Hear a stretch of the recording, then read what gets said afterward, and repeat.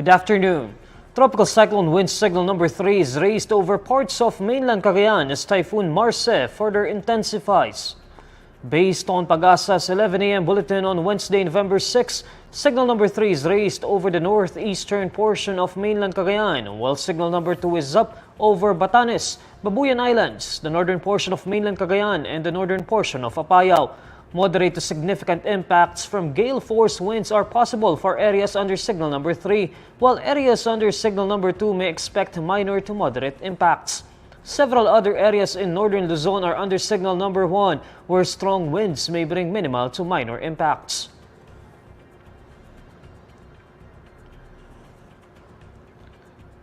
Pag-asa last spotted Marce some 305 kilometers east of Tuguegarao City, Cagayan around 10 a.m. on Wednesday.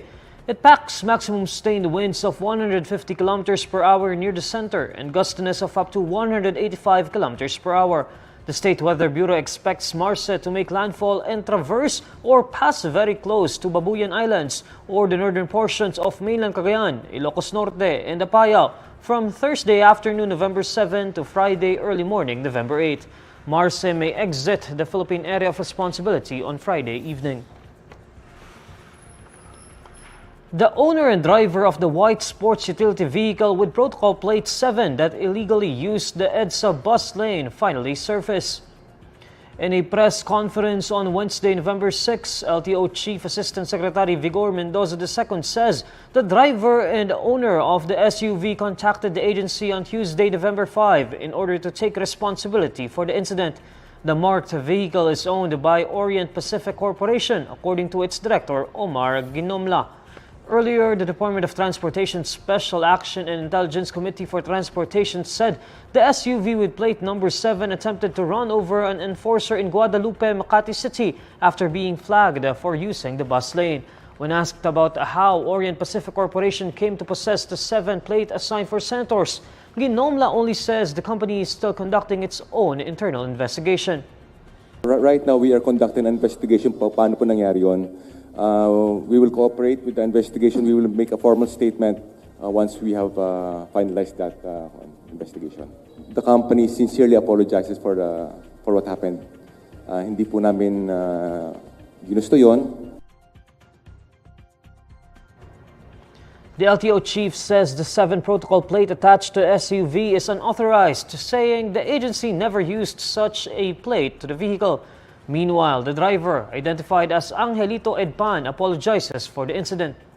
Ako po'y nagkasala sa yung paglabag sa regulasyon ng batas na pumasok po ako sa EDSA. Ako po'y humingi ng pasensya. Hindi ko po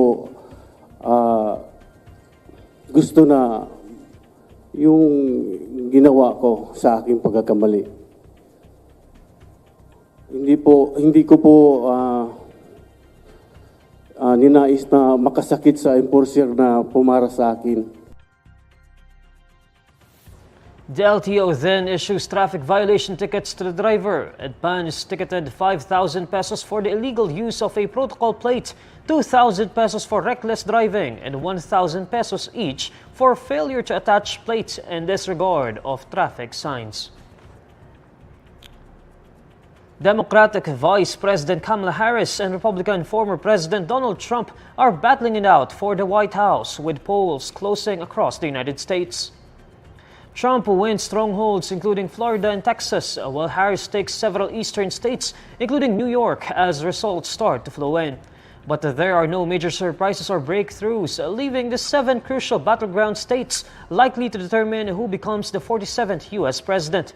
A final result could still take hours or even days to materialize if the margins in Pennsylvania, Georgia, Arizona, and other swing states come down to a few thousand votes at a time. Based on Agence France Presse's compilation of U.S. media projections, Trump racks up 211 electoral votes while Harris is at 153 electoral votes as of 12:12 p.m. Manila time. It is important to note, however, that there are no final results yet from the so-called swing states, which will likely dictate the results of the presidential elections. The magic number to win the presidency is 270. In a possible preview of other election challenges, Trump took to social media to say there is talk about massive cheating in Philadelphia, the Democratic stronghold of crucial state Pennsylvania. City officials reject the charge. Meanwhile, Harris spends the day in Washington calling radio stations and taking a few calls personally at a phone bank for voters. The U.S. presidential election is being watched closely around the world, including in war zones of Ukraine and the Middle East, anxious to see how the next Oval Office occupant deals with the conflicts. These are the stories you need to know today. I'm Neil Mercado. Follow INQUIRER.net on Facebook, X, YouTube, TikTok, Instagram, and Reddit. For more stories, visit INQUIRER.net. Good afternoon.